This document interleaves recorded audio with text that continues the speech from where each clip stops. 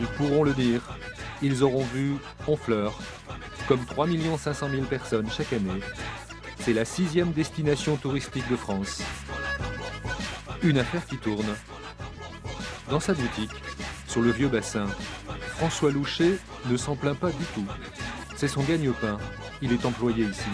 Il n'y a pas si longtemps, il avait une autre enseigne, de photographe. C'est son métier.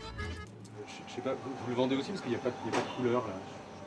Il n'y a pas de couleur, non, non, non, non. On le vend, on essaye de le vendre, oui. Ça se vend un petit peu quand même, il n'y a pas de couleur, non. Parti pris de faire du noir et blanc dans une ville hyper colorée et dans une boutique là où justement ça pétille de partout. C'est sa spécialité, son jardin secret, appelez ça comme vous voulez. C'est une certaine idée de la photographie. Argentique, minérale, prise de vue en des lieux et des moments choisis.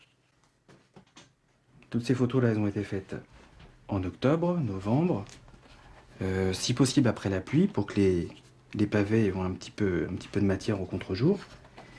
Et puis il faisait pas chaud, donc là j'étais à peu près tranquille, hein, j'avais personne dans les rues.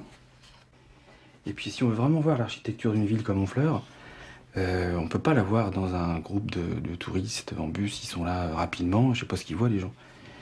Ils sont là 2 heures, je vois la boutique, ils ont peur de perdre leur groupe, de louper le bus, ils vont pas pouvoir rentrer chez eux. Ils sont hyper pressés, ils sont en vacances, je comprends pas des fois. Vous avez sûrement raison et c'est bien ce que vous faites, monsieur Louchet. Mais ce qu'on a du mal à comprendre, c'est le noir et blanc. Honfleur, c'est la couleur quand même. Regardez ce film. Un trésor, vieux de plus d'un siècle, 1912. Et rien n'a changé.